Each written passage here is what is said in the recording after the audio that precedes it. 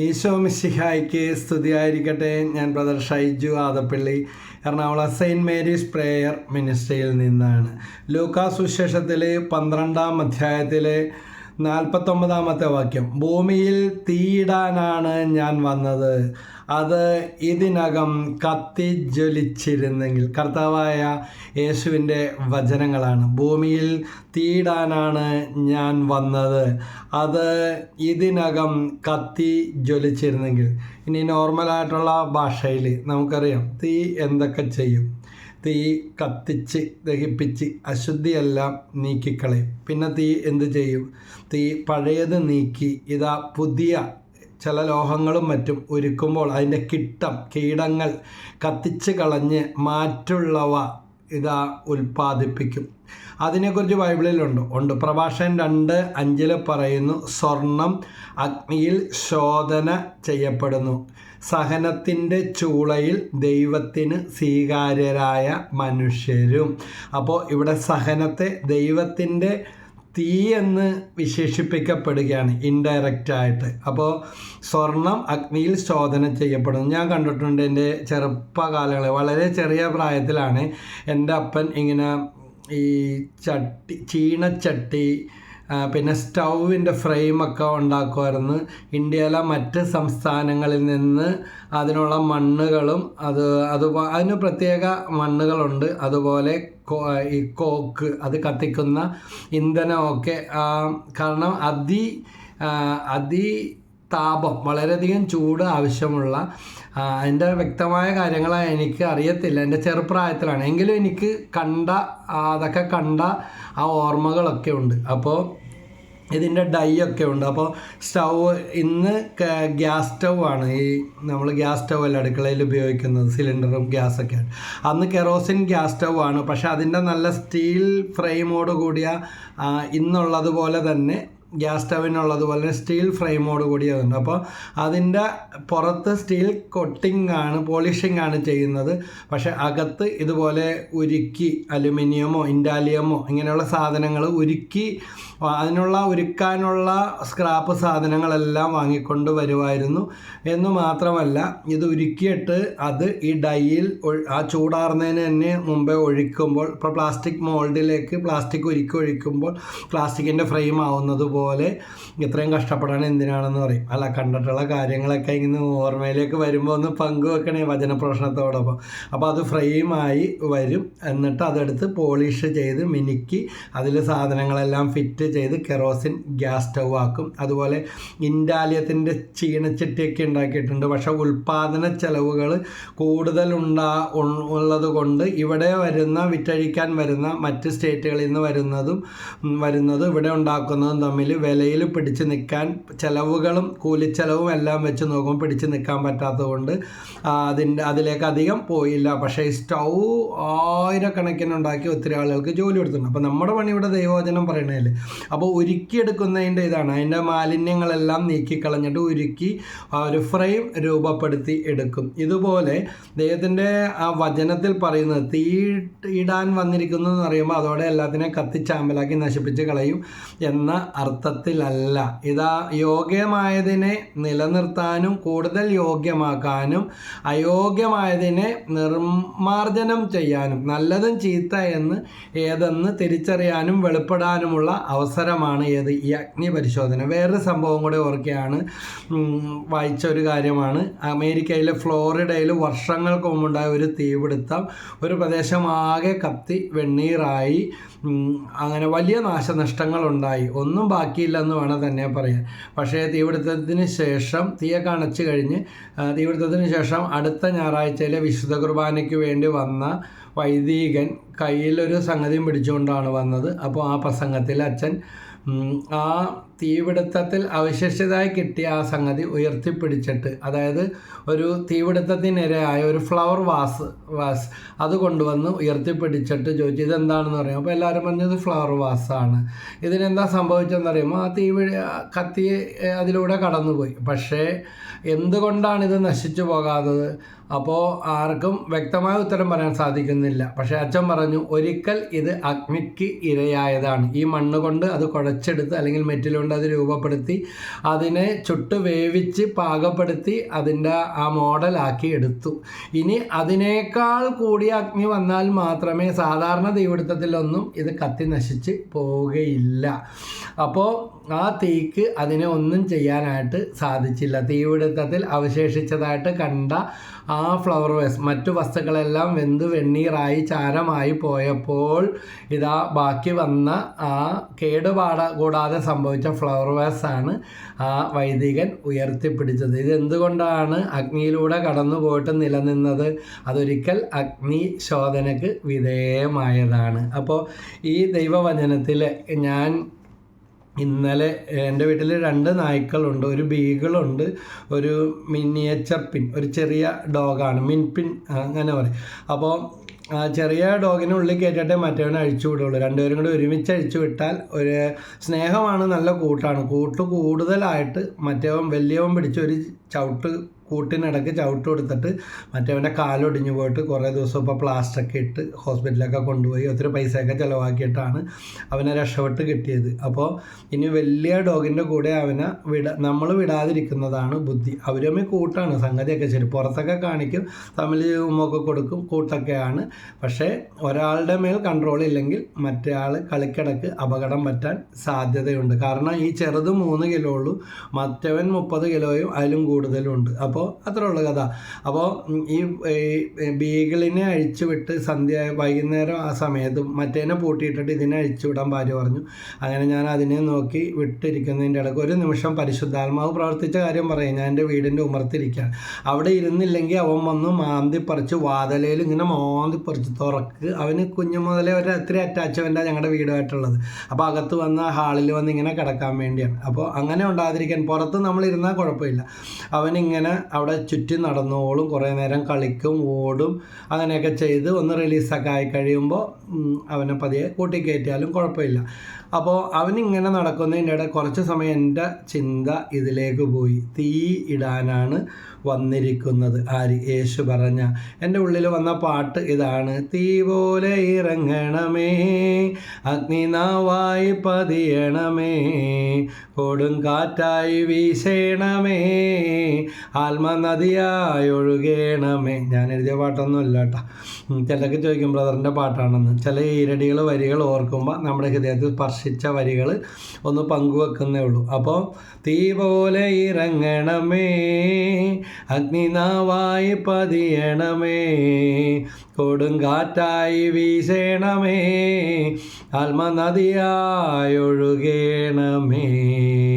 എന്തെല്ലാം ഫോർമേഷനാണ്, ഏതെല്ലാം പ്രാസങ്ങളാണ്, സാഹിത്യമാണ് ഈ വരികളിൽ ഉപയോഗിച്ചിരിക്കുന്നത്. ശരി, തീർച്ചയായിട്ടും ദൈവാത്മാവിൻ്റെ ശക്തമായ ഇടപെടൽ കൊണ്ടാണ് ഇങ്ങനത്തെ വരികളൊക്കെ എഴുതാനും പാടാനും അത് ചെയ്തവർക്ക് സാധിച്ചത്. അപ്പോൾ നമുക്കും ഇത് നമ്മുടെ ടച്ചിങ് ആയിട്ട് ഉള്ളിൽ കിടക്കുന്നത് അതുകൊണ്ട് തന്നെയാണ്. അപ്പോൾ ഞാൻ ഈ പാട്ട് ഇറങ്ങിയ ഇടയ്ക്ക് ഇവിടെ ശുശ്രൂഷയിൽ ഇങ്ങനെ പാടി പഠിപ്പിച്ചപ്പോൾ അന്ന് ആദ്യമായിട്ട് വന്ന ഒരു മനുഷ്യനുണ്ടായിരുന്നു. ഭയങ്കര കടബാധ്യതകൾ, പണയം, അതുപോലെ ജീവിത പങ്കാളിയിൽ നിന്ന് വരുമാന മാർഗമില്ലാത്തതുകൊണ്ട് കുറ്റപ്പെടുത്തലുകൾ, മകനും പഠിച്ചതനുസരിച്ച് ജോലിയൊന്നും കിട്ടിയിട്ടില്ല, അവൻ പഠിക്കാൻ വന്നതിൻ്റെ ചിലവുകൾ, എല്ലാ ദിവസവും കടങ്ങളും മാത്രം, ഭാര്യയും ഭർത്താവുമേ ഒരിക്കലും ചേരാത്ത. അങ്ങനെ അവരുടെ ഒരു ബന്ധുവാണ് ഇവിടെ പ്രാർത്ഥിക്കാൻ, വചനം കേൾക്കാൻ വേണ്ടി നിർബന്ധിച്ച് പറഞ്ഞു വിട്ടത് ഈ മനുഷ്യന്. അയാൾ അവിടെ ഇവിടെ എല്ലാം ഓടിയിട്ടുണ്ട്, ഓടാത്ത സ്ഥലമൊന്നുമില്ല. അപ്പോൾ ഒത്തിരി ദൂര സ്ഥലങ്ങളിലൊക്കെ ഇങ്ങനെ പോയി ധ്യാനം കൂടാനും ചിലവുകൾ ധാരാളമുണ്ട്. അപ്പോൾ അവർ പറഞ്ഞു ഇത്രയും ദൂരം വരെ ഓടണേ എന്തിനാ? ഒരു പാട്ടുകാരനാണ് പറഞ്ഞു വിട്ടത്, അവിടെ പോയി വചനം കേൾക്ക്, ഒന്നും കൊടുക്കണ്ട, ഉള്ളു തുറന്നൊന്ന് സംസാരിക്കുമെന്ന് പറഞ്ഞു. ആ മനുഷ്യന് സംസാരിച്ച് ഷെയറിങ്ങൊക്കെ ചെയ്ത് കൗൺസിലൊക്കെ എടുത്ത് പ്രാർത്ഥിച്ച് അന്നത്തെ വചന ശുശ്രൂഷയിൽ കൂടി. അപ്പോൾ ഈ പാട്ടൊന്ന് പാടി പഠിപ്പിച്ചപ്പോൾ ഹൃദയം തുറന്ന് പൊട്ടിക്കരഞ്ഞ് ഉള്ളൊരുകി ഈ മനുഷ്യൻ പാടുന്നത് ഞാൻ കണ്ടു.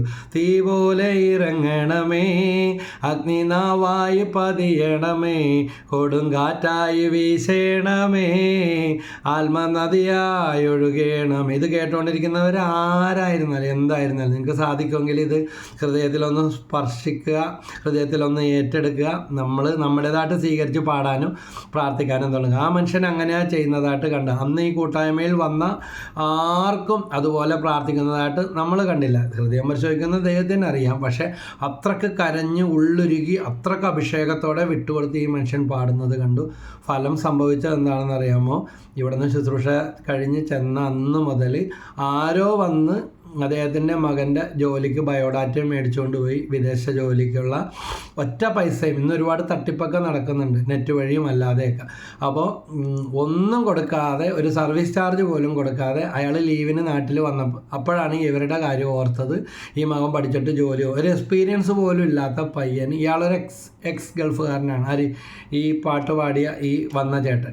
പക്ഷേ അദ്ദേഹത്തിൻ്റെ പ്രായമൊക്കെ കഴിഞ്ഞ് ഇനി തിരിച്ചു പോകാൻ പോയി, അല്ലെങ്കിൽ പണ്ട് എങ്ങനെയെങ്കിലും പോയാനൊരു വിസ സംഘടിപ്പിച്ച്. അപ്പോൾ ഇതെല്ലാം പല പല ചോദ്യങ്ങളായിരുന്നു. പക്ഷേ പരിശുദ്ധാത്മാവിൻ്റെ ആ വരികൾ പാടി പ്രാർത്ഥിച്ചപ്പോൾ എന്നോട് പിന്നീട് പറഞ്ഞ കാര്യം ഇതാണ്: ബ്രദറെ, മോനെ ഫ്രീ ആയിട്ട് വിദേശത്ത് കൊണ്ടുപോയി ജോലി കൊടുത്തു, ഒരു എക്സ്പീരിയൻസ് സർട്ടിഫിക്കറ്റ് പോലുമില്ല.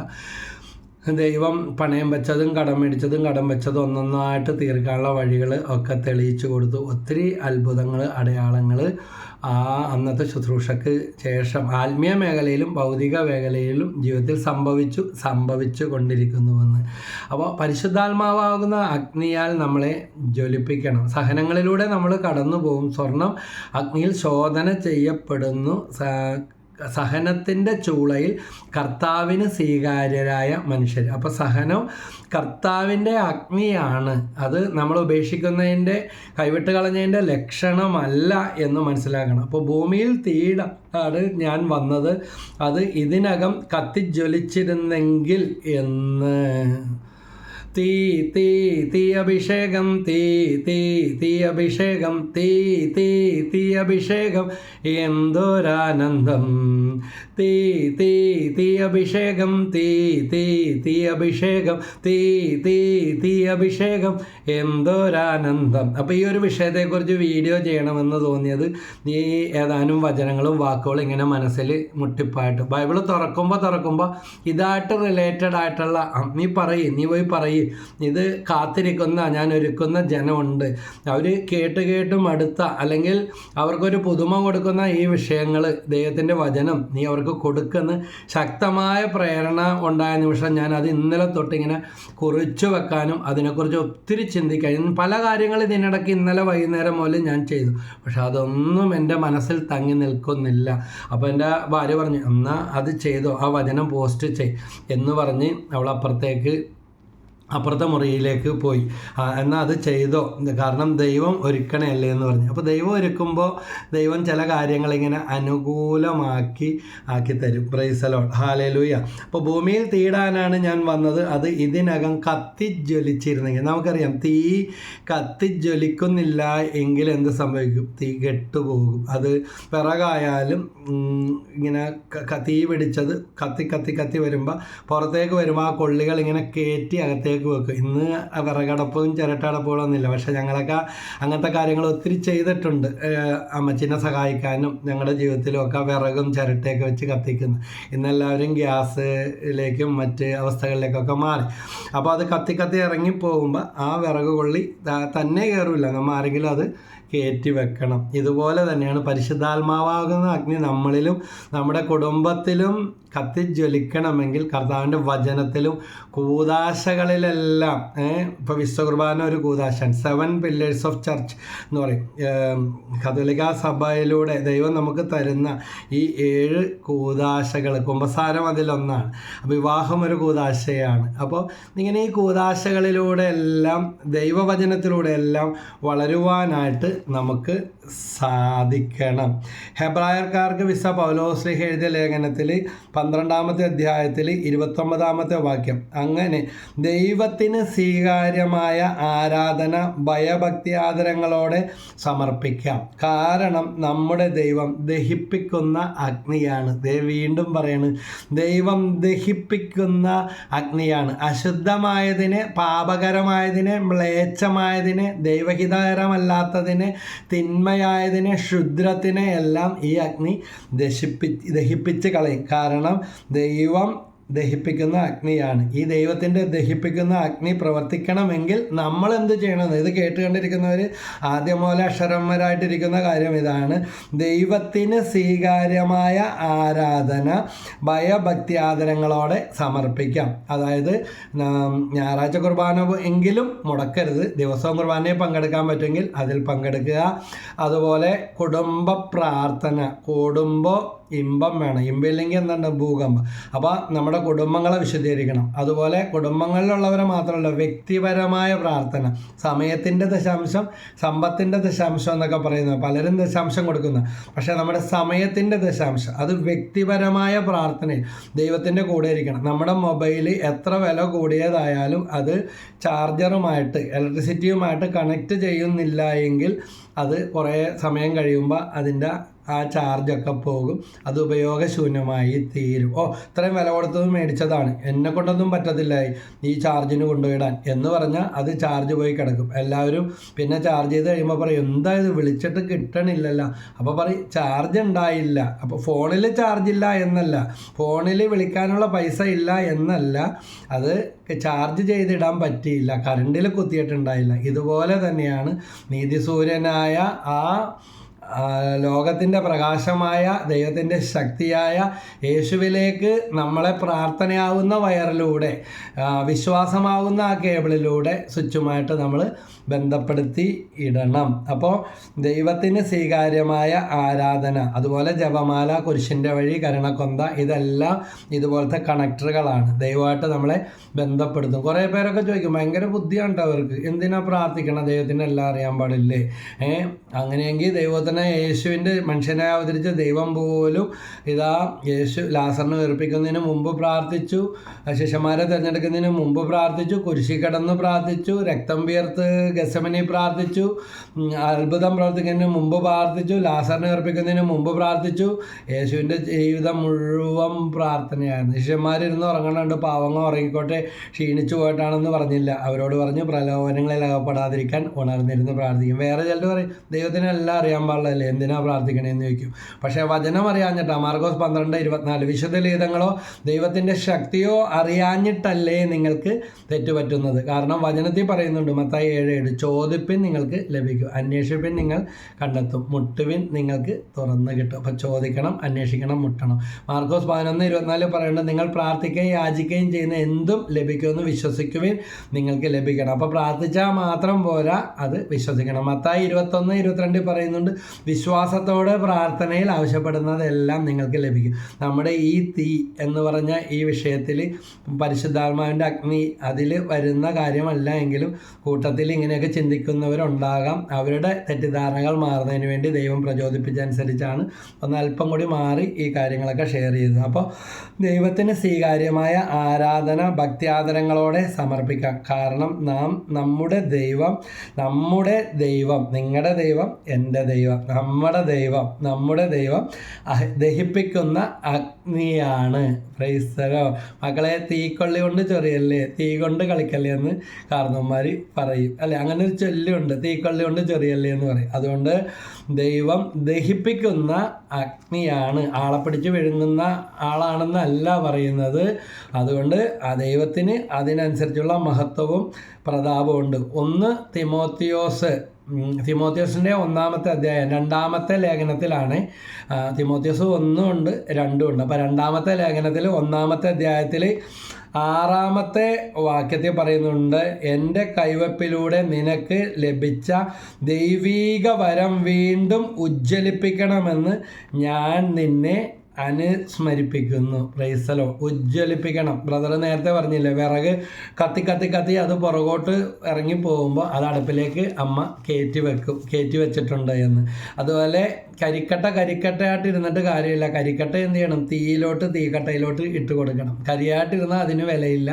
അത് തീയായിട്ടിരിക്കുമ്പോഴാണ്, തീക്കട്ടയോട് ചേർന്ന് കഴിയുമ്പോഴാണ് കരിക്കട്ട തീക്കട്ടയായി മാറുന്നതും അതിൻ്റെ ഫങ്ഷൻ, അതിൻ്റെ പ്രവർത്തനം പൂർത്തീകരിക്കുന്നത്. അതുകൊണ്ട് ഒരു ക്രിസ്ത്യാനി ഇതാ പരിശുദ്ധാത്മാവാകുന്ന അഗ്നിയോട് ചേർത്ത് തീ പിടിക്കപ്പെട്ടെങ്കിൽ മാത്രമേ ഞാനും നിങ്ങളുമാവുന്ന ആ കരിക്കട്ടകൾ അത് പ്രയോജനപ്രദമായി തീരത്തുള്ളൂ. ഇതാ എൻ്റെ കൈവയ്പിലൂടെ നിനക്ക് ലഭിച്ച ദൈവീക വരം വീണ്ടും ഉജ്ജ്വലിപ്പിക്കണം.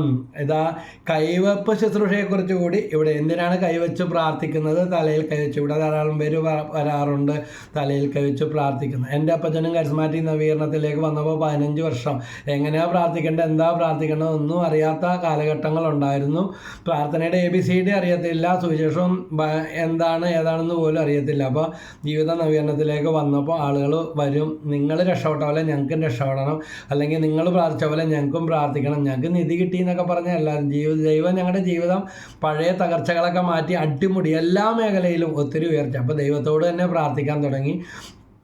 എല്ലാ ദിവസവും വിശ്വകുർബാനയെ കുടുംബസമേതം പങ്കെടുക്കാൻ തുടങ്ങി. അപ്പോൾ തലയിൽ ഒരു കുരിശൊക്കെ വെഞ്ചരിച്ചു കൊണ്ടുവന്ന് ആളുകൾ വരുമ്പോൾ അല്ലെങ്കിൽ കൊന്ത ചുറ്റിപ്പിടിച്ചിട്ട് തലയിൽ കൈവച്ച് പ്രാർത്ഥിക്കുമ്പോൾ അവിടുത്തെ കരങ്ങൾ ഈ മകൻ്റെ മേൽ മകളുടെ മേൽ സ്പർശിക്കണമേ, അറിഞ്ഞറിയാ നിമിഷം വരെ വന്നു എല്ലാ പാപങ്ങളിൽ നിന്നും മോചിക്കണമേ, അവിടുത്തെ തിരുരക്തം കൊണ്ട് ഈ മക്കളെ കഴുകണമേ, ശിരസൂത പാദം വരെ യേശുവിൻ്റെ തിരുരക്തം ഒഴുക്കണമേ, ഒരു പുതിയ സൃഷ്ടിയാക്കി മാറണമേ, പരിശുദ്ധാത്മാവ് കൊണ്ട് നിറയ്ക്കണേ, യേശുനാമത്തിൽ ബന്ധനങ്ങൾ അഴിയട്ടെ, കെട്ടോ പൊട്ടട്ടെ എന്ന് പ്രാർത്ഥിക്കുമ്പോൾ വെറുതെ പ്രാർത്ഥിക്കണേ അല്ല. അപ്പച്ചൻ പ്രാർത്ഥിച്ചപ്പോഴും വീണ്ടും ആ പ്രാർത്ഥന ഞങ്ങൾ പഠിച്ച് കൈവപ്പ് ശുശ്രൂഷയിലൊക്കെ ഉപയോഗിക്കുമ്പോൾ അന്നും ഇന്നും മാമോദീസയിലൂടെ കിട്ടിയ അധികാരമാണ്, കുടുംബസ്വത്തായിട്ട് കിട്ടിയതല്ല.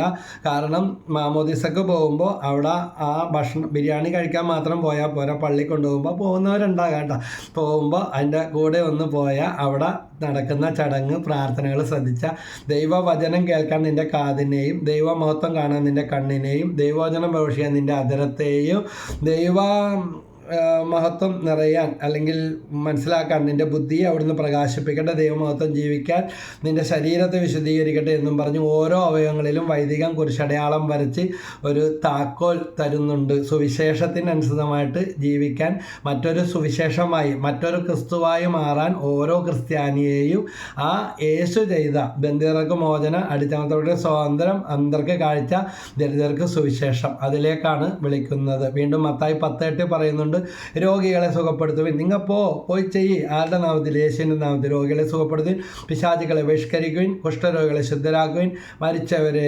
ഉയർപ്പിക്കുവിൻ എന്ന് ഉള്ള ആ ദൈവത്തിൻ്റെ ആ വാഗ്ദാനം റോമ 9:6 ദൈവവചനം ഒരിക്കലും പരാജയപ്പെടുകയില്ല. അപ്പം യോഹന്നാൻ 15:3 ഞാൻ നിങ്ങളോട് പറഞ്ഞ നിമിത്തം വചനം നിമിത്തം നിങ്ങൾ ശുദ്ധി ഉള്ളവരാകുന്നു. അപ്പോൾ ശുദ്ധീകരിക്കുന്ന ആ ഒരു ശുശ്രൂഷയിലേക്കാണ് കൈവപ്പിലൂടെ പരിശുദ്ധാത്മാവ് പ്രവർത്തിക്കുന്നത്. വീണ്ടും ലഭിച്ച ദൈവിക വരം വീണ്ടും ഉജ്ജ്വലിപ്പിക്കണമെന്ന് ഞാൻ നിന്നെ അനുസ്മരിപ്പിക്കുന്നു. ധാരാളം പേര് മദ്യപാനം നിർത്തിയിട്ടുണ്ട്, ചികിത്സിച്ചിട്ടും ഉപദേശിച്ചിട്ടും കൂടുകയല്ലാതെ കുറയാത്തവർ, ദുശീലങ്ങൾ, പിന്നെ അവർക്കത് ചെയ്യാൻ പറ്റുന്നില്ല. പല വഴിവഴച്ച ജീവിതമുള്ളവർ തിരിച്ചു വന്നിട്ടുണ്ട്. അവർക്ക് വീണ്ടും ആ കൂട്ടിലേക്ക് പോകാൻ സാധിക്കുന്നില്ല.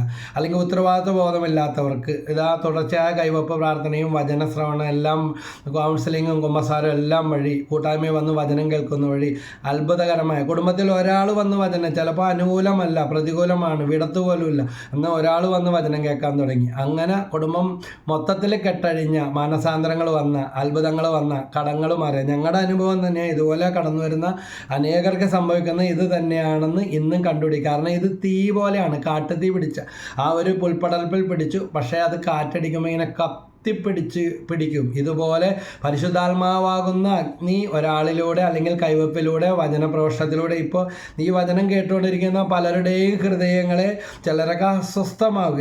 ഇതുപോലെ ഒന്നും കേട്ടിട്ടില്ല, അല്ലെങ്കിൽ ഇതെന്താണെന്ന് ഞങ്ങൾക്ക് മനസ്സിലാവുന്നില്ല, എന്നാലും താഴ്മയോടെ കേൾക്കുന്നവരുണ്ട്. ഒരു കാലത്ത് ഞാനും അങ്ങനെയൊക്കെ ചിന്തിച്ചിരുന്നവരാണ്. ഇതൊന്നും ഞങ്ങൾക്ക് മനസ്സിലാവുന്നില്ലല്ലോ, അല്ലെങ്കിൽ ഇതുപോലത്തെ വചനവും സുവിശേഷം ഇതിനു മുമ്പൊന്നും ഒരിക്കലും കേട്ടിട്ടില്ലല്ലോ എന്ന്. എന്തൊക്കെ ഇനി കേൾക്കാൻ കിടക്കുന്നു. പ്രൈസ് ദി ലോർഡ്, ഹല്ലേലൂയ, യേശുവേ നന്ദി ദൈവം. അപ്പോൾ എന്തെന്നാൽ വീണ്ടും ചിലപ്പോൾ ഞാൻ നിന്നെ അനുസ്മരിക്കുന്നു, എന്തെന്നാൽ ഭീരുത്വത്തിൻ്റെ ആത്മാവിനെ അല്ല ദൈവം നമുക്ക് നൽകിയത്, ശക്തിയുടെയും സ്നേഹത്തിൻ്റെയും ആത്മനിയന്ത്രണത്തിൻ്റെയും ആത്മാവിനെയാണ്. അപ്പോൾ ഈ തീപിടുത്തം കൊണ്ടുള്ള ഗുണങ്ങൾ ഇത് തന്നെയാണ്. വീണ്ടും അന്ധകാരം നീങ്ങിപ്പോകും. മത്തായി സുവിശേഷം 4-ാം അധ്യായത്തിൽ 16-ാമത്തെ വാക്യത്തിൽ പറയുന്നുണ്ട്, അന്ധകാരത്തിൽ സ്ഥിതി ചെയ്തിരുന്ന ജനങ്ങൾ വലിയ പ്രകാശം കണ്ടു. ഒരാളല്ല കണ്ടത്, ജനങ്ങൾ എന്നാണ് പറയുന്നത്.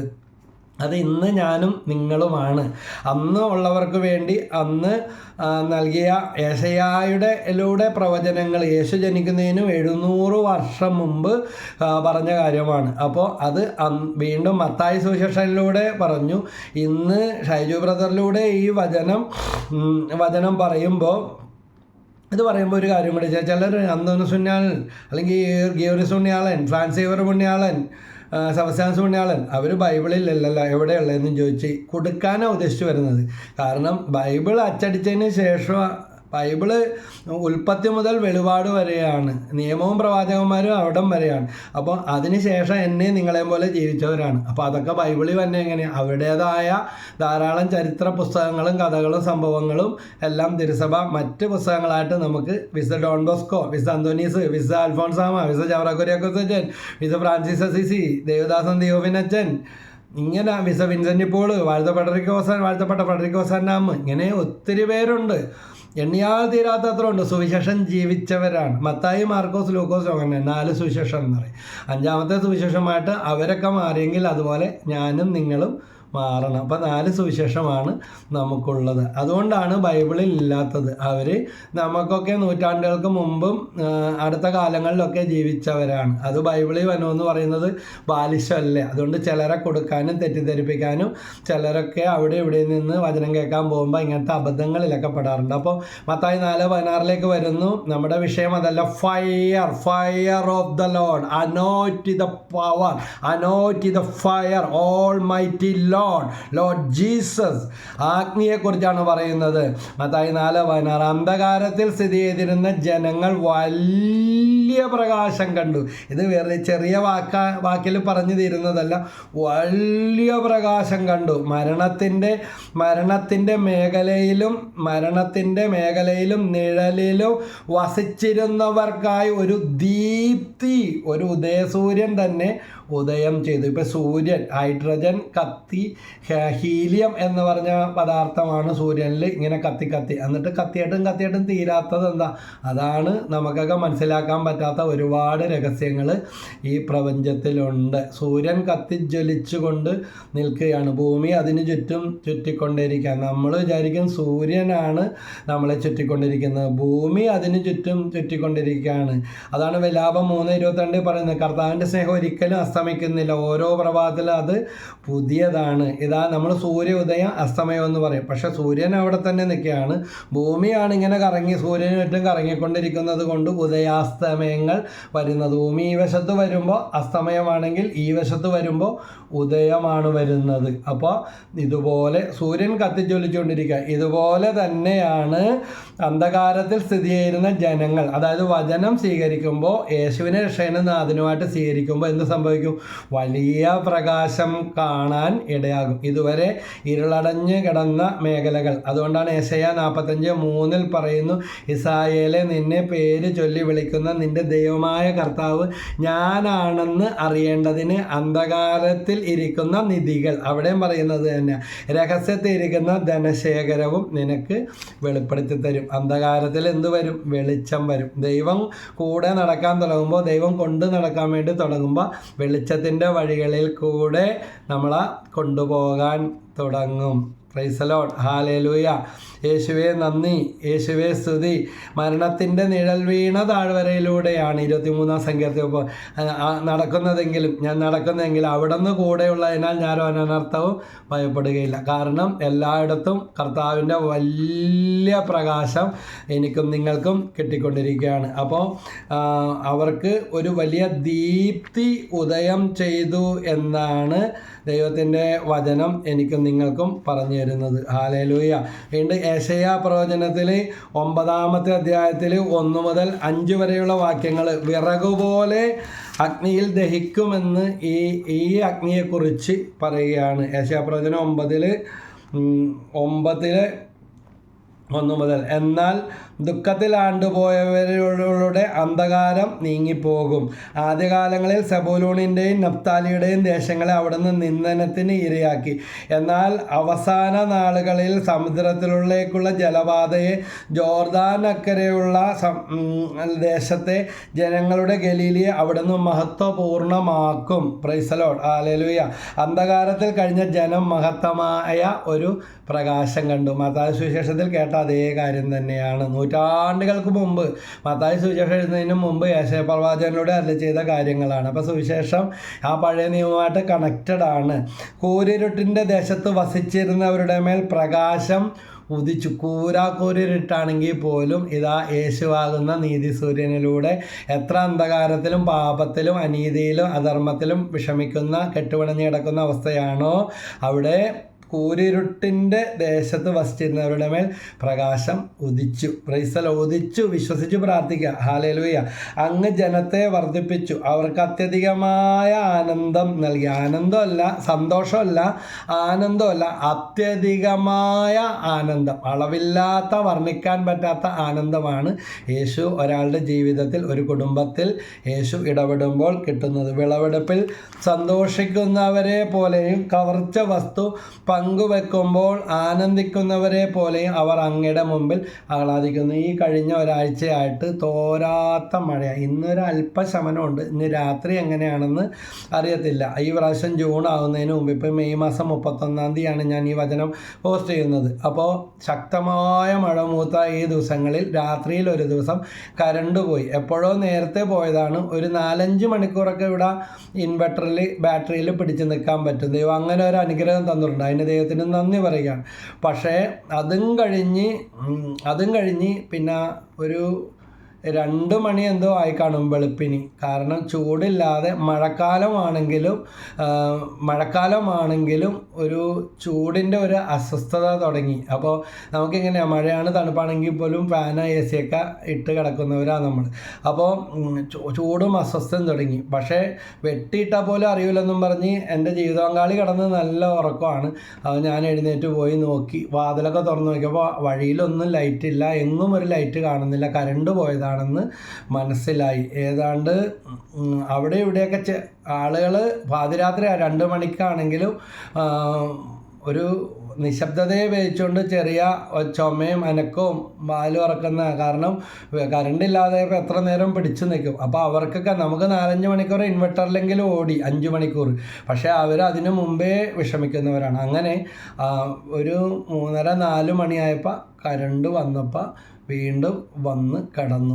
ഞാൻ പറഞ്ഞു കരണ്ട് വന്നത് ഇപ്പോഴാണ്. അവൾ പറഞ്ഞു ഞാൻ അറിഞ്ഞില്ല, ഇടയ്ക്ക് എഴുന്നേറ്റത്തെങ്കിൽ ചിലപ്പോൾ ഉറങ്ങാൻ പറ്റില്ലായിരുന്നു. മക്കളും എല്ലാം എഴുന്നേറ്റ് അവിടെ ഇവിടെയൊക്കെ നടക്കാനായിട്ട് തുടങ്ങി, മാറി ഹാളിൽ വന്ന് കിടക്കുന്നു, അങ്ങനെയൊക്കെ കണ്ടു. അപ്പോൾ ആ കരണ്ട് വന്നപ്പോൾ മാത്രമാണ് എല്ലാവർക്കും ഒന്ന് സ്വസ്ഥമായിട്ട് ഉറങ്ങാനായിട്ട് സാധിച്ചത്. ഇതുപോലെ തന്നെയാണ് ദൈവത്തിൻ്റെ പ്രകാശം, വെളിച്ചം നമ്മുടെ ജീവിതത്തിൽ വരുമ്പോൾ നമ്മളിങ്ങനെ ശീലിച്ചൊക്കെ പോയി ഓരോ കാര്യങ്ങൾ. പക്ഷേ ആ ശീലങ്ങൾ ദുശീലങ്ങളും മാറ്റി പരിശുദ്ധാത്മാവ് നമ്മളെ ഏറ്റെടുത്ത് നയിക്കുന്ന മാറ്റങ്ങൾ വരുന്നൊരു ജീവിതം. എന്നിട്ട് ഇവിടെ പറയുകയാണ്, ഈ വചനത്തിൽ പറയുന്നത് ഇതാണ്. യേശയ്യാ പ്രവചനം 9-1 മുതൽ അങ്ങനെ വന്ന് 3 മുതൽ വീണ്ടും അങ്ങ് ജനതയെ വർദ്ധിപ്പിച്ചു, അവർക്ക് അത്യധികമായ ആനന്ദം നൽകി. വിളവെടുപ്പിൽ സന്തോഷിക്കുന്നവരെ പോലെയും കവർച്ച വസ്തു പങ്കുവെക്കുമ്പോൾ ആനന്ദിക്കുന്നവരെ പോലെയും അവർ അങ്ങയുടെ മുൻപിൽ ആഹ്ലാദിക്കുന്നു. ആ ഒറ്റ വചനം തന്നെ ഒരുപാട് നേരം ധ്യാനിക്കാനുണ്ട്. കവർച്ച വസ്തു പങ്കുവെക്കുന്നവരെന്ന് പറയുമ്പോൾ അളവില്ലാത്ത അത്രയും കിട്ടി, എന്നാൽ സൂക്ഷിച്ച് കൈകാര്യം ചെയ്യേണ്ട മേഖലയാണ്. അതുകൊണ്ടാണ് നെഗറ്റീവായിട്ടുള്ള ഒരു കാര്യമാണെങ്കിലും അങ്ങനത്തെ ഒരു കാര്യം ഇതിനോട് ആഡ് ചെയ്തിരിക്കുന്നത്. കവർച്ച വസ്തു പങ്കുവെക്കുമ്പോൾ ആനന്ദിക്കുന്നവരെ പോലെ. കാരണം പല കടമ്പകൾ കടന്നാണ് മോഷ്ടിച്ചു കൊണ്ടുവരുന്നവർ അത് എത്തിക്കേണ്ടടുത്ത് എത്തിച്ച് അത് അവർ പങ്കുവെച്ചെടുക്കുമ്പോൾ എന്ന് പറയുമ്പോൾ അവർക്ക് നിയന്ത്രണമില്ലാത്ത സന്തോഷമാണ്, അത് സക്സസ് ആയതിന്. അപ്പോൾ ഇതുപോലെ, അത് നല്ലതാണെന്നല്ല പറയുന്നത്, അതുപോലെ അവർ അവർ അങ്ങയുടെ മുൻപിൽ ആഹ്ലാദിക്കുന്നു. അവരുടെ സന്തോഷം എത്ര വലുതാണെന്ന് പറയാൻ വേണ്ടിയാണ് ഇത് പറയുന്നത്. അവർ വഹിച്ചിരുന്ന നുകവും അവൻ്റെ ചുമലിലെ ദണ്ഡും അവൻ്റെ ചുമലിലെ ദണ്ഡും മർദ്ദകൻ്റെ വടിയും മിദ്യാൻ്റെ നാളിൽ എന്ന പോലെ അങ്ങ് തകർത്തു കളഞ്ഞിരിക്കുന്നു. അട്ടഹാസത്തോടെ മുന്നേറുന്ന യോദ്ധാവിൻ്റെ ചെരുപ്പും രക്തം പുരണ്ട വസ്ത്രവും വിറകുപോലെ അഗ്നിയിൽ ദഹിക്കും. ഇതിലേക്കാണ് ഞാൻ നിങ്ങളെ കൊണ്ടുവരുന്നത്. അപ്പോൾ അശുദ്ധമായതെല്ലാം നീക്കിക്കളയും. കാരണം അവനാണ് അധിപതി. പാപകരമായതും അശുദ്ധമായതും തെറ്റായതുമെല്ലാം ആര് നീക്കിക്കളയും? കർത്താവ് നീക്കിക്കളയും. ഈ വചനത്താൽ നമ്മളെ ശുദ്ധീകരിക്കണമേ എന്ന് പരിശുദ്ധാത്മാവിനോട് നമുക്ക് പ്രാർത്ഥിക്കാം. വീണ്ടും ഇതിൻ്റെ കൂടുതൽ മനസ്സിലാകണമെങ്കിൽ ഏശയ്യാ പ്രവചനത്തിൽ 5-ാമത്തെ അധ്യായത്തിൽ 24-ാമത്തെ വാക്യത്തിൽ പറയുന്നുണ്ട്, തീനാളത്തിൽ വൈക്കോൽ തുരുമ്പ് പോലെ. അവിടെയും ഈ തീ അഭിഷേകം, തീ അഭിഷേകം, തീ അഭിഷേകം, എന്തൊരാനന്ദം. Price the Lord. അപ്പോൾ ഈ തീയെക്കുറിച്ചാണ്. തീനാളത്തിൽ വൈക്കോൽ തുരുമ്പ് പോലെ, അഗ്നിജ്വാലയിൽ ഉണക്കപ്പുല്ല് പോലെ അവരുടെ വേര് ജീർണിക്കും. Praise the Lord. ഹല്ലേലൂയ. 2 ഉദാഹരണങ്ങളാണ് പറഞ്ഞത്. തീനാളത്തിൽ വൈക്കോൽ തുരുമ്പ് പോലെ, അഗ്നിജ്വാലയിൽ ഉണക്കപ്പുല്ല് പോലെ. അഗ്നിജ്വാലയിൽ ഉണക്കപ്പുല്ല് എന്ന് പറഞ്ഞാൽ കത്തിപ്പിടിച്ച് എരച്ച് കയറും.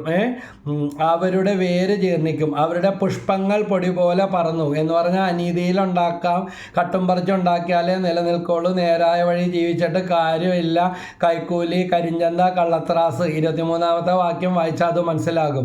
അനീതിയിൽ കൂടെ ഉണ്ടാക്കിയാൽ നിലനിൽക്കും എന്ന് വിചാരിക്കുന്നവരുടെ കാര്യമാണ് പറയുന്നത്.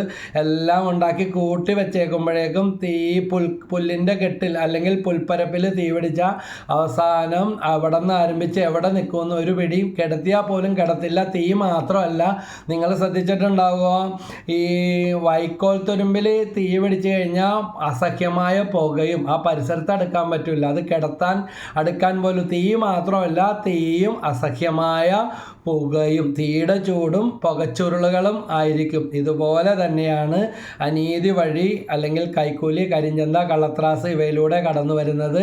പരിശുദ്ധാത്മാവാകുന്ന അഗ്നി ഇതെല്ലാം പുറത്തു കൊണ്ടുവരും, ഇതെല്ലാം എരിയിച്ച് കളയും. Price the Lord. ഹല്ലേലൂയ.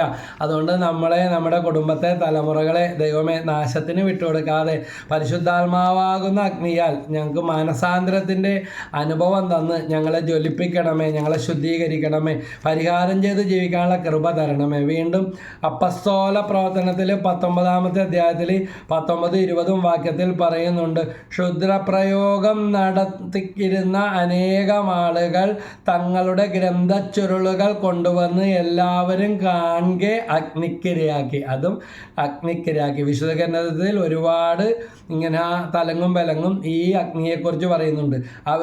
അവയുടെ ആകെ വില കണക്കാക്കിയപ്പോൾ 50,000 വെള്ളി നാണയങ്ങൾ വരുമെന്ന്. അങ്ങനെ കർത്താവിൻ്റെ വചനം വിപുലമായി പ്രചരിക്കുകയും അതിൻ്റെ ശക്തി വെളിപ്പെടുകയും ചെയ്തു. ആത്മാവിൻ്റെ ശക്തി വെളിപ്പെടണമെങ്കിൽ അശുദ്ധമായ 2 വഞ്ചിയിലും കാല് വെച്ചിട്ട് കാര്യമില്ല. മന്ത്രം, ക്ഷുദ്രം, കൈനോട്ടം, ശകുനം, ആഭിചാരം, ജ്യോത്സ്യം, ഇതിൻ്റെ എല്ലാം പുറകെ പോയിട്ട് യേശുവിൻ്റെ പുറകെ വരാനായിട്ട് സാധ്യമല്ല. യേശുവിന് ഇഷ്ടമില്ലാത്ത, യേശു വേണ്ടെന്ന് പറഞ്ഞിരിക്കുന്ന കാര്യങ്ങൾ ഉപേക്ഷിക്കണം. അവർ ചെയ്തത്, വചനം കേട്ടപ്പോൾ വിശ്വാസം സ്വീകരിച്ച പലരും വന്ന്, അപ്പോസ്തലപ്രവർത്തനം 19:18 വന്ന് തങ്ങളുടെ ദുർനടപടികൾ ഏറ്റുപറഞ്ഞ് കുറ്റം സമ്മതിച്ചു. എന്നിട്ടാണ് ശുദ്ധപ്രയോഗം നടത്തിയിരുന്ന അനേകം ആളുകൾ തങ്ങളുടെ ഗ്രന്ഥച്ചൂള്, അങ്ങനെ ഉണ്ടായിരുന്ന കുഴിച്ചിടലും ഏലസും മന്ത്രത്തകടും പരിപാടിയും കൂടോത്രവുമായിട്ട് അന്നുണ്ട് ഇന്നുണ്ട്. അങ്ങനെ അയ്യോ അവരെനിക്ക് ചെയ്യുന്നു, ഇവരെനിക്ക് ചെയ്യുന്നു, അതൊന്നും പറഞ്ഞ് തലമുണ്ടാക്കേണ്ട കാര്യമില്ല. ദൈവത്തിനേക്കാൾ ശക്തി ജീവനുള്ള ദൈവത്തെയാണ് നിങ്ങൾ ആരാധിക്കുന്നതെങ്കിൽ ആര് എന്ത് ചെയ്താലും ഇതൊന്നും ചേമ്പലപ്പുറത്ത് വെള്ളം വീണ പോലെ അതെല്ലാം ഒഴുകിപ്പോകും. നിങ്ങൾ അതും വിശ്വസിച്ചുകൊണ്ട് ഇരുന്നിട്ട് 2 വഞ്ചിയിൽ കാല് വെച്ച് കിടന്നിട്ട് ഒരു കാര്യമില്ല. സംഖ്യ 23:23 യാക്കോബിന് ആഭിചാരം ഫലിക്കുകയില്ല, ഇസ്രായേലിന് ക്ഷുദ്രവിദ്യ ഏൽക്കുകയില്ല. ഇപ്പോൾ അത്ര അറിഞ്ഞാൽ മതി. അതുകൊണ്ട് ദൈവത്തിൽ ശരണപ്പെടുന്നവർക്ക് ഇതൊന്നും ഫലിക്കാനായിട്ട് പോകുന്നില്ല. ഉള്ള വചനവും വായിക്കും, വചനവും എഴുതും, പള്ളിയിലും പോകും, പ്രാർത്ഥിക്കുകയും ചെയ്യും, ധ്യാനത്തിലും. എന്നിട്ട് ക്ഷുദ്രം കൂടോത്രം അവർ ചെയ്യുന്നു, ഇവർ ചെയ്യുന്നു, ബ്ലാക്ക് മാസ് ചെയ്യുന്നു. അവർ ചെയ്തോട്ടെ, അവർ പഠിച്ചവർ അധികമായിക്കോട്ടെ. വാളെടുക്കുന്നവൻ വാളാൻ നശിക്കുന്നല്ലേ വചനത്തിൽ പറയുന്നത്. അവർ നിങ്ങളെ നശിപ്പിക്കാൻ ചെയ്യുന്നെന്ന് നിങ്ങൾ പറഞ്ഞാലും അവർ പറഞ്ഞാലും അത് അവരുടെ തന്നെ നാശം. അങ്ങനെയാണ് ചരിത്രം ധാരാളം കണ്ടിട്ടുള്ളത്. ഇതുവഴി ആരും എങ്ങും ഒരു വിജയവും നേടിയതായിട്ട് ഒരു ചരിത്രത്തിലും ഇല്ല. എന്നാൽ പിന്നെ അത് മാത്രം മതിയല്ല, ദൈവത്തിൻ്റെ ആവശ്യമില്ലല്ലോ. അതുകൊണ്ട് ദൈവത്തിനേക്കാൾ ഇതൊന്നും വലുതമല്ല. ഇവർ ചെയ്തത് ഇവയെല്ലാം അഗ്നിക്കിരയാക്കി അവയുടെ ആകെ വില കണക്കാക്കിയപ്പോൾ 50,000 വെള്ളി നാണയങ്ങൾ വരുമെന്ന്. അന്നത്തെ വില വെച്ച് നോക്കുമ്പോൾ ആ നാണയങ്ങളുടെ വില ഇന്നത്തെ വെച്ച് നോക്കുമ്പോൾ അനേക ലക്ഷങ്ങൾ വില വരുന്ന ഇതാണ്. എന്നിട്ട് പോലും അവരതിനു വേണ്ടി ചിലവാക്കിയത് അതാണ്. എന്നിട്ടും കർത്താവിൻ്റെ വചനം കേട്ടപ്പോൾ ആ വിലയൊന്നും അവർ കണക്കാക്കിയില്ല. ഇന്ന് വചനം കേൾക്കുന്ന ധ്യാനം കൂടുന്ന നമ്മളൊക്കെ ചെയ്യേണ്ടത് ഇതാണ്. ഇനിയും ഒരു പരീക്ഷണത്തിന് വേണ്ടി കാത്തു നിൽക്കാതെ ദൈവഹിതമല്ലാത്ത കാര്യങ്ങളോ മന്ത്രമോ മന്ത്രച്ചകടോ സാത്താനോ ഒക്കെ വെച്ചുകൊണ്ടിരിക്കുന്നുണ്ട്. തിരഞ്ഞെടുക്കപ്പെട്ട പ്രിയ ക്രിസ്ത്യാനി 1 പത്രോസ് 2:9 നിങ്ങൾ തിരഞ്ഞെടുക്കപ്പെട്ട വംശവും രാജകീയ പുരോഹിത പ്രവാചക ഗണവുമാണ്. അതുകൊണ്ട് പ്രവാചക സന്തതികളാണ്, പൗരോഹിത്യ ജനമാണ്, തിരഞ്ഞെടുക്കപ്പെട്ടവരാ. നിങ്ങൾ ഈ 2 വഞ്ചി കാലുവെച്ച് പോകാനുള്ളവരല്ല. അതുകൊണ്ട് കർത്താവിൻ്റെ വചനം നിങ്ങൾക്ക് കിട്ടാത്തതും വചനത്തിൻ്റെ ശക്തി പ്രചരിക്കാത്തതും വചനത്തിൻ്റെ ശക്തി വെളിപ്പെടാത്തതിൻ്റെ കാരണം മറ്റുള്ളവരാണ്. നിങ്ങളിൽ തന്നെ ഇങ്ങനെയുള്ള മറച്ചു വച്ചിരിക്കുന്ന പാപങ്ങൾ, അഗ്നിക്കിരയാകാത്ത കാര്യങ്ങൾ, അശുദ്ധമായ കാര്യങ്ങൾ, വിലയില്ലാത്ത കാര്യങ്ങൾ അതെല്ലാം നമ്മളിൽ തന്നെ ഉണ്ടെങ്കിൽ അതെല്ലാം നീക്കിക്കളയാം. ഒരിക്കൽ ഭാര്യയോടൊപ്പം ജ്വല്ലറി ചെന്നപ്പോൾ അവളുടെ വള മാറ്റിയെടുക്കാനായിട്ടാണ് പോയത്. അപ്പോൾ അവർ പറഞ്ഞു സാറേ ഇതൊന്ന് കത്തിച്ചോട്ടെ. ഞാൻ അപ്പോൾ നോക്കിയപ്പോൾ അവൾ പറഞ്ഞു ഇങ്ങനെ കാണിച്ച് എതിര് പറയണ്ടെന്ന്. കാരണം കത്തിച്ചിട്ട് എടുക്കുള്ളൂ. അവർ ആദ്യം തൂക്കി, അത് കഴിഞ്ഞ് അതുകൊണ്ട് കത്തിച്ചിട്ട് ഈ ജ്വല്ലറിക്കാർ അത് കൊണ്ടുവന്നപ്പോൾ എന്നിട്ട് അവരിങ്ങനെ ഇട്ട് ഒരു പാത്രത്തിട്ട് കുലുക്കി കൊട്ടി എടുത്ത് കഴിഞ്ഞപ്പോൾ അതിൻ്റെ അകത്ത് കുറേ കരിയും പൊടിയും പുകയൊക്കെ ആയിട്ട് കിടക്കുന്നു. പഴയ ആ ത്രാസിൽ വീണ്ടും വെച്ച് തൂക്കിയപ്പോൾ ഞാനോർത്ത് ഇവരെന്താ ഇത് കട്ടെടുത്ത. അപ്പോഴാണ് എൻ്റെ ഭാര്യയോട് അവർ പറഞ്ഞത് നിങ്ങളുടെ സോപ്പിനും സോപ്പ് പൊടിക്കും അഴുക്കിനും ഒന്നും ഞങ്ങൾ കാശ് തരേണ്ട കാര്യമില്ലല്ലോ. നമുക്ക് കാണാവുന്ന സുഷിരങ്ങളൊന്നും ഇല്ല എങ്കിലും പണിയെടുത്തപ്പോഴും അലക്കിയപ്പോഴും ജോലിയെടുത്തപ്പോഴൊക്കെ അതിൽ ചെറുതും വലുതുമായിട്ട് കടന്നുകൂടിയ അഴുക്കുകളൊക്കെ കത്തിച്ചപ്പോൾ പോയി. ഇനി യഥാർത്ഥ സ്വർണത്തിൻ്റെ വില എഴുതട്ടെ എന്നും പറഞ്ഞ് അവരെഴുതി അതിന് പകരമായിട്ട് തന്നു. അപ്പോൾ അന്ന് ആണ് കൂടുതൽ വ്യക്തമായിട്ട് ഇങ്ങനത്തെ കാര്യങ്ങൾ മനസ്സിലായത്. ഹല്ലേലൂയ, യേശുവേ നന്ദി. അപ്പോൾ കർത്താവിൻ്റെ വചനം വിപുലമായിട്ട് പ്രചരിക്കണമെങ്കിൽ എന്ത് ചെയ്യണം? ഈ പരിശുദ്ധാത്മാവാകുന്ന അഗ്നിയിൽ ഈ പറഞ്ഞുകൊണ്ടിരിക്കുന്ന ഞാനും കേട്ടുകൊണ്ടിരിക്കുന്ന നിങ്ങളും അതിലൂടെ കടന്നു പോകണം. അങ്ങനെ വചനത്തിലുണ്ടോ? 1 കൊരിന്തോസ് 3:13 മുതൽ 15 വരെയുള്ള വാക്യങ്ങൾ. ഓരോരുത്തരുടെയും പണി പരസ്യമാകും. ഓരോരുത്തരുടെയും. ഇത് വിശ്വസിക്കുന്നവരുണ്ടാകാം, പുച്ഛിക്കുന്നവരുണ്ടാകാം, ഇഷ്ടമില്ലാതെ കേൾക്കുന്നവരുണ്ടാകാം. പക്ഷേ അവരോട് നമ്മോട് വചനം ആവശ്യമില്ലാത്ത ആരുമില്ല. കർത്താവിൻ്റെ ദിനത്തിൽ അത് വിളംബരം ചെയ്യും. വീണ്ടും പറയുകയാണ്, അഗ്നിയിൽ അത് വെളിവാക്കപ്പെടും. Praise the Lord, hallelujah. അപ്പോൾ ഒരിക്കൽ ഞാനും നിങ്ങളും ഇതിലൂടെ കടന്നു പോകും. ഓരോരുത്തരുടെയും പണി ഏത് തരത്തിലുള്ളതെന്ന് അഗ്നി തെളിയിക്കുകയും ചെയ്യും. അതുകൊണ്ട് അവർ അങ്ങനെ ചെയ്യുന്നു, ഇങ്ങനെ ചെയ്യുന്നു, അവർ കാരണം ഇവർ കാരണം എന്ന് പറഞ്ഞ് ന്യായീകരിക്കണ്ട. അവർ ചെയ്യണതിന് അവർക്കും നമ്മൾ ചെയ്യുന്നതിന് നമുക്കും. ചുരുക്കി പറഞ്ഞാൽ പണ്ട് പോലെ ഒരു ചൊല്ലുണ്ട്, ഉപ്പ് തിന്നണവൻ വെള്ളം കുടിക്കും. ഉപ്പ് തിന്നാത്തവൻ വെള്ളം കുടിക്കേണ്ട കാര്യമില്ലല്ലോ. പിന്നെ ഒരു വാക്ക് പറയും, കോഴി കട്ടവൻ്റെ തലയിൽ പൂടെ ഇരിക്കുന്നു പറയുമ്പോഴത്തേക്കും കട്ടവൻ തപ്പി നോക്കി അങ്ങനെ കട്ടവനും പിടിക്കപ്പെട്ട ഒരു കഥ കേട്ടിട്ടുണ്ട്. അപ്പോൾ അതുപോലെ ഓരോരുത്തരുടെയും പണി വെളിവാക്കപ്പെടും. അമ്മായിയമ്മ കുഴപ്പമെങ്കിൽ അത് അമ്മായിയമ്മ എന്ന റോൾ അവർക്ക് കൊടുത്ത ദൈവത്തിൻ്റെ മുമ്പിൽ അത് അതിന് കണക്ക് ചോദിക്കേണ്ടി വരും. തൊഴിലാളി അല്ലെങ്കിൽ മരുമകൾ അല്ലെങ്കിൽ മരുമകൻ അല്ലെങ്കിൽ മകൻ എന്ന റോളാണെങ്കിൽ ഇപ്പോൾ മാതാപിതാക്കൾക്ക് പല സഹനങ്ങൾ അതുമൂലം അനുഭവിക്കേണ്ടി വന്നേക്കാം. പക്ഷേ അതിനും ഒരു സമയം ഉണ്ട്. ഓരോരുത്തരുടെയും പണി വെളിവാക്കപ്പെടും. അയൽവാസി എന്ന നിലയിലുള്ള റോള്, തൊഴിലാളി എന്ന നിലയിലുള്ള റോള്, ഗവൺമെൻറ് ജോലി കിട്ടാൻ പ്രാർത്ഥിക്കണം. അപ്പോൾ പറഞ്ഞ് നല്ല റെസ്റ്റും കിട്ടും, ഇഷ്ടമുള്ളപ്പോൾ ലീവ് എടുക്കാനും പറ്റും, കൈക്കൂലിയും കിട്ടും. ഞാൻ പറഞ്ഞ് കൊള്ളാഭൂതി അല്ല, പലരും അങ്ങനെയാണ് പറയുക. എന്നാലും ഒന്ന് പറഞ്ഞെന്നുള്ളൂ, ഇഷ്ടംമാരെ കാശുണ്ടാക്കാമെന്നും പറഞ്ഞ്. അപ്പോൾ ഓരോരുത്തരുടെയും പണി, ഗവൺമെൻറ് ജോലിക്കാരനായാലും സീസറിനുള്ളത് സീസറിനും ദൈവത്തിനുള്ളത് ദൈവത്തിന് കൊടുക്കാൻ കർത്താവിൻ്റെ കൽപ്പന. ഓരോരുത്തരുടെയും പണി അഗ്നിക്കിരയാകും. അതുകൊണ്ട് സൂക്ഷിച്ചോ. ഇപ്പം കുഴപ്പമൊന്നും ഇല്ല എന്ന് പറഞ്ഞു പോയാലും ഇതിനെല്ലാം കണക്ക് കൊടുക്കേണ്ട ഒരു സമയമുണ്ടാകും.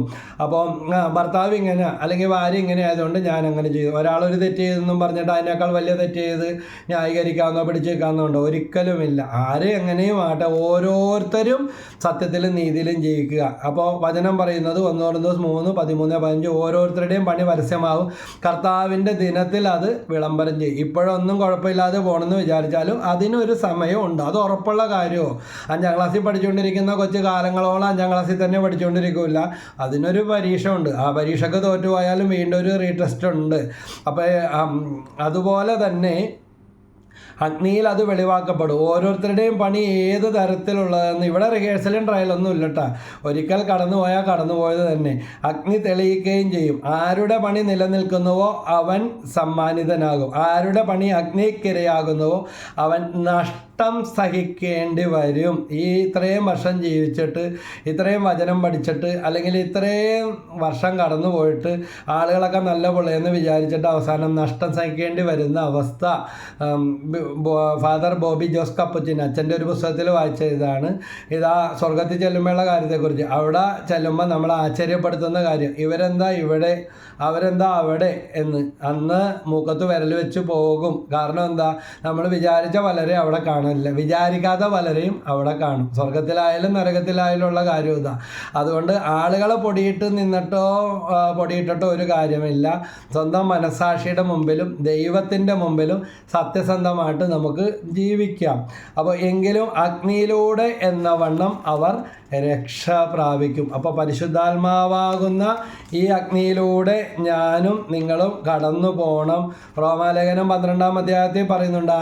12-ാം അധ്യായം 11-ാം വാക്യത്തിൽ ആത്മാവിൽ ജ്വലിക്കണമെന്ന്. ഞാൻ നേരത്തെ പറഞ്ഞു, വിറക് കത്തി അത് പുറത്തേക്ക് പോകാനുള്ളതല്ല, അത് ജ്വലിക്കുന്നതനുസരിച്ച് അകത്തേക്ക് കയറ്റി വെച്ച് കൊടുക്കണം. ഇതുപോലെ ആകണം വിശ്വാസിയുടെ ജീവിതം. അതുപോലെ സ്വർണം, പ്രഭാഷകൻ 2:5, സ്വർണ്ണ അഗ്നിയിൽ, അഗ്നിയായിട്ട് ബന്ധപ്പെട്ട കുറേ വചനങ്ങളാണ് കർത്താവ് എനിക്ക് ഇന്നലെ ഇന്നുമായിട്ട് തന്നത്.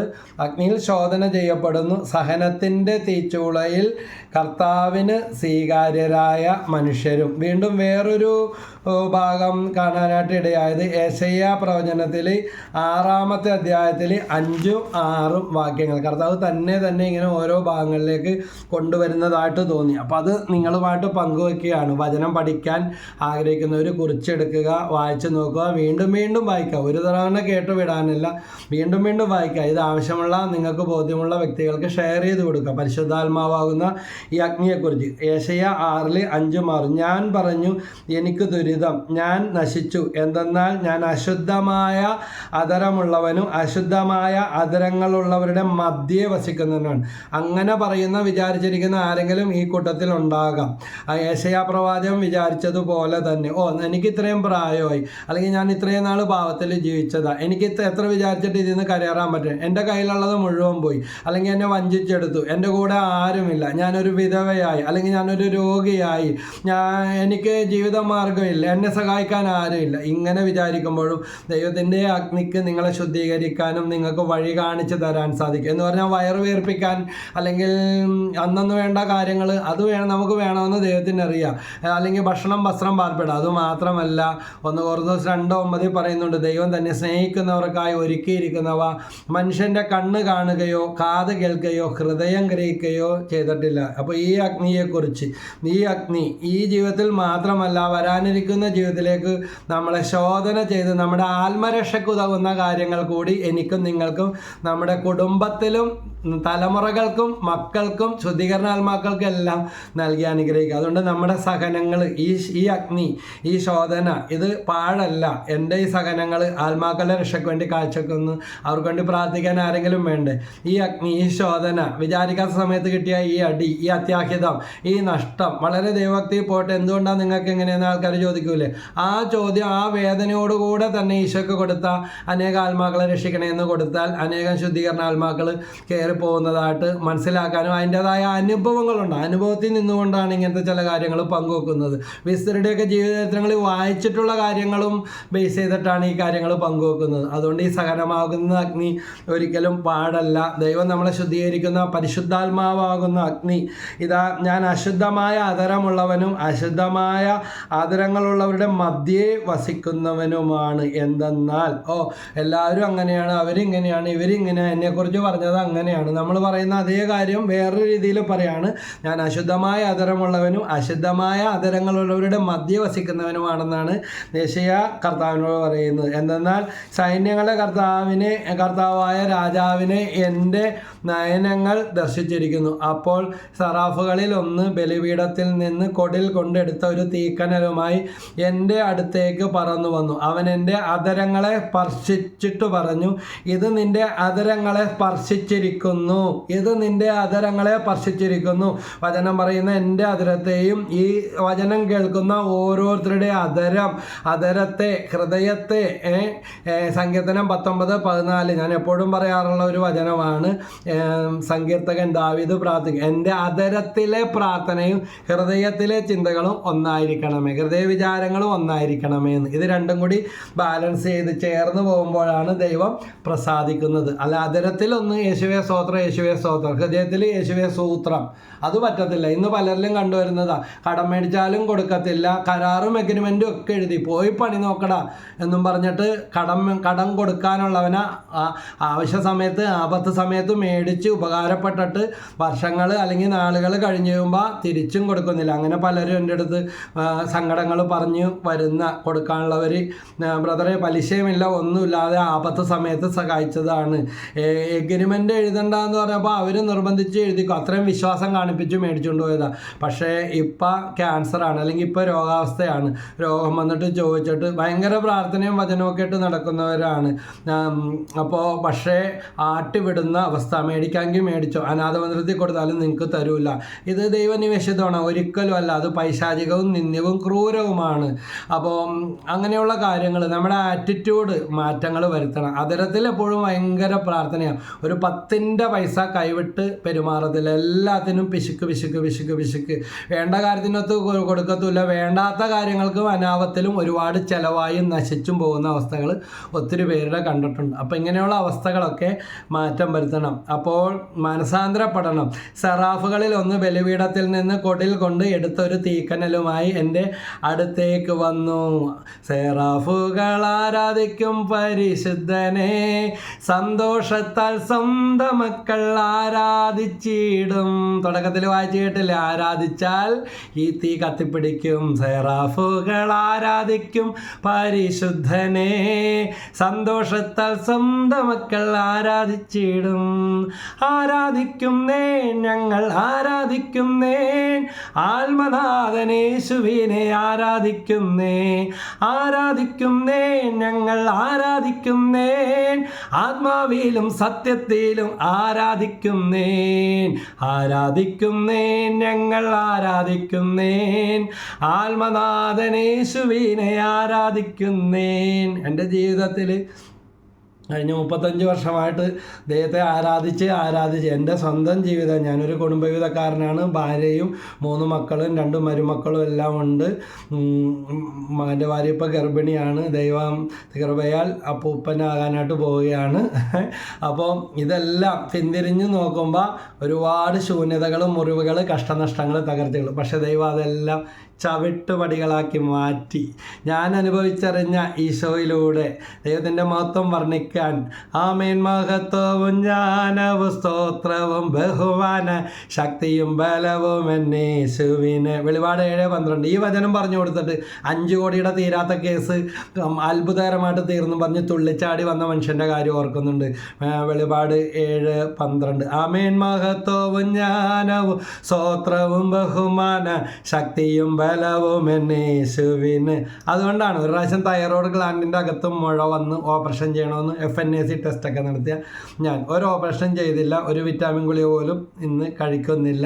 വീണ്ടും ഇതെല്ലാം കഴിഞ്ഞപ്പോൾ FNACയുടെ റിസൾട്ട് മേടിക്കാൻ ചെന്നപ്പോൾ അത് കാണാനില്ല. പ്രൈസല്ലോ, ഹല്ലേലൂയ.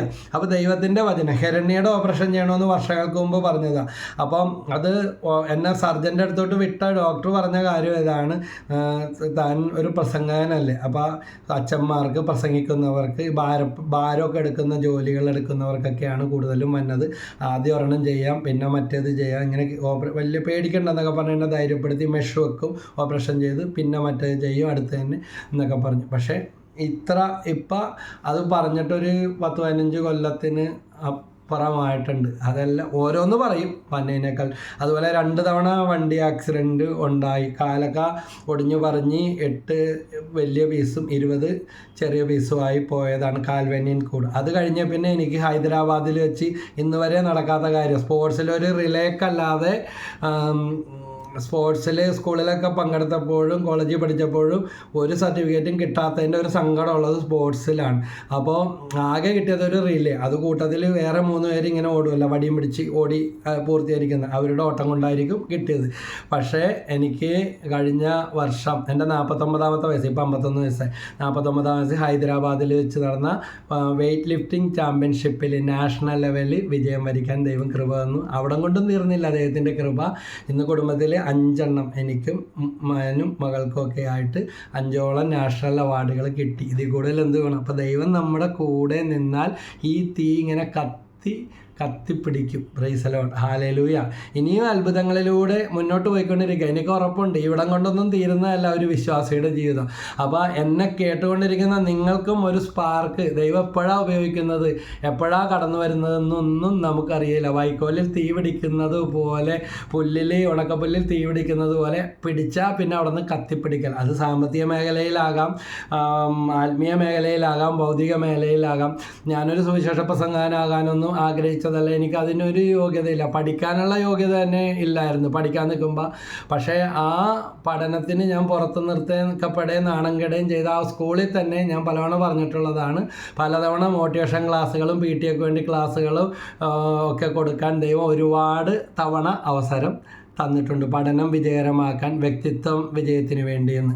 അപ്പോൾ ദൈവം നമ്മുടെ കൂടെ ഉണ്ടെങ്കിൽ, അന്ന് തന്നെയല്ല എറണാകുളം ജില്ലയിൽ അതുപോലെയുള്ള പല സ്ഥലത്തും പോയി ഇതുപോലെയുള്ള മോട്ടിവേഷൻ ക്ലാസ്സുകളും സോഷ്യൽ വർക്കുകളൊക്കെ ചെയ്യാൻ ദൈവം ഒരുപാട് അവസരങ്ങൾ തന്നു. ഏറ്റവും ലാസ്റ്റ് കലൂർ AJ ഹാളിൽ നടന്ന എറണാകുളം നോർത്ത് സർക്കിൾ ഇൻസ്പെക്ടറിൻ്റെയും SI ഇൻസ്പെക്ടർമാരുടെ എല്ലാം സാന്നിധ്യത്തിൽ അവിടെ ഒരു വൃദ്ധജനങ്ങൾക്ക് വേണ്ടി ആഗോള വൃദ്ധജനത്തിൽ ഒരു ക്ലാസ് അവസാനമായിട്ട് ചെയ്തത്. അപ്പോൾ ഈ വർഷവും സ്കൂളുകളിലും ഇതുപോലെ. അപ്പോൾ ദൈവം നമ്മുടെ കൂടെ ഉണ്ടെങ്കിൽ, സെറാഫുകളിൽ ഒന്ന് ബലിപീഠത്തിൽ നിന്ന് കൊടിൽ കൊണ്ടെടുത്തൊരു തീക്കനലുമായി എൻ്റെ അടുത്തേക്ക് പറന്നു വന്നു. അവൻ എൻ്റെ അധരങ്ങളെ സ്പർശിച്ചിട്ട് പറഞ്ഞു, ഇത് നിൻ്റെ അധരങ്ങളെ സ്പർശിച്ചിരിക്കുന്നു, നിൻ്റെ മാലിന്യം നീക്കപ്പെട്ടു, നിൻ്റെ പാപം ക്ഷമിക്കപ്പെട്ടിരിക്കുന്നു. നോക്കുക, ഇതാ നിമിഷ നേരം കൊണ്ട് ഈ അഗ്നി ശുദ്ധീകരിക്കും. അതുകൊണ്ട് പാപി എന്ത് ചെയ്യണം?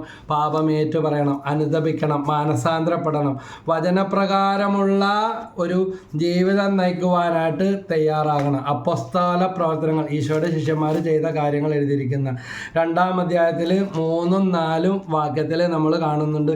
അഗ്നിജ്വാലകൾ പോലുള്ള നാവുകൾ തങ്ങൾ ഓരോരുത്തരുടെ മേൽ വന്നു നിൽക്കുന്നതായി അവർ കണ്ടു. പഴയ നിയമത്തിലൊക്കെ നമ്മൾ ഈ കേട്ട് കഴിഞ്ഞിരുന്ന അതേ തീ യേശുവിൻ്റെ മരണവും ഉദ്ധാനത്തിന് ശേഷം ഇതാ അപ്പോസ്തലന്മാരുടെ മേൽ വരികയാണ്. അവർ തീനാവുകൾ, അഗ്നിജ്വാലകൾ പോലെയുള്ള നാവുകൾ തങ്ങൾ ഓരോരുത്തരുടെ മേൽ വന്നു നിൽക്കുന്നതായി അവർ കണ്ടു. അവരെല്ലാവരും പരിശുദ്ധാത്മാവിനാൽ നിറഞ്ഞു. ആത്മാവ് കൊടുത്ത ഭാഷണവരം അനുസരിച്ച് അവർ വിവിധ ഭാഷകളിൽ സംസാരിക്കാൻ തുടങ്ങി. അതുകൊണ്ട് പരിശുദ്ധാത്മാവ് തീനാവിൻ്റെ രൂപത്തിൽ എൻ്റെയും നിങ്ങളുടെ മേൽ എഴുന്നള്ളി വരും. പരിശുദ്ധാത്മാവിന് വേണ്ടി ദാഹിച്ച് പ്രാർത്ഥിക്കണം. സങ്കീർത്തനം 119-105 പറയുന്നുണ്ട്, അഗ്നിനാവ് സ്ലീഹന്മാരെ ഇറങ്ങി വന്നതുപോലെ. സങ്കീർത്തനത്തിൽ പറയുന്നുണ്ട്, അങ്ങയുടെ വചനം എൻ്റെ പാദത്തിന് വിളക്കും പാതയിൽ പ്രകാശവുമാണ്. Price the Lord. അപ്പോൾ ക്രിസ്തുവിൻ്റെ മഹത്വമേറിയ സുവിശേഷത്തിൻ്റെ രഹസ്യം നമുക്ക് ലഭിക്കുന്നത് പരിശുദ്ധാത്മാവിലൂടെയാണ്. 2 കൊറിന്തോസ് 2 Korinthos 4-ാം അധ്യായം 3-4 വാക്യങ്ങളിൽ കാണുന്നുണ്ട്. ഞങ്ങളുടെ സുവിശേഷം നിഗൂഢമായിരിക്കുന്നെങ്കിൽ അത് നാശത്തിലേക്ക് പോകുന്നവർക്ക് മാത്രമാണ്. ഇയാൾ എന്താ ഈ പറയുന്നത്? ഞങ്ങൾക്ക് ഇതൊന്നും മനസ്സിലാവണില്ല, അല്ലെങ്കിൽ ഞങ്ങൾ ഇതുവരെ ഇങ്ങനത്തെ ഒന്നും കേട്ടിട്ടില്ല, ആരും ഞങ്ങൾക്ക് പറഞ്ഞു തന്നിട്ടില്ല. എന്ത് തീ എന്നാണ് പറയുന്നത്? എന്ത് അഗ്നിനാവ് എന്നാണ് പറയുന്നത്? ഇയാൾ ദൈവത്തെക്കുറിച്ച് എന്താ പറയുന്നതെന്ന് ചോദിക്കും. അപ്പോൾ അത് നാശത്തിലേക്ക് പോകുന്ന, നിഗൂഢമായിരിക്കുന്നെങ്കിൽ അത് നാശത്തിലേക്ക് പോകുന്നവർക്ക് മാത്രം. ഈ ലോകത്തിൻ്റെ ദേവൻ അവിശ്വാസികളായ അവരുടെ മനസ്സിനെ അന്ധമാക്കിയിരിക്കുന്നു. തന്നിമിത്തം ദൈവത്തിൻ്റെ പ്രതിരൂപമായ ക്രിസ്തുവിൻ്റെ മഹത്വമേറിയ സുവിശേഷത്തിൻ്റെ പ്രകാശം അവർക്ക് ദൃശ്യമല്ല.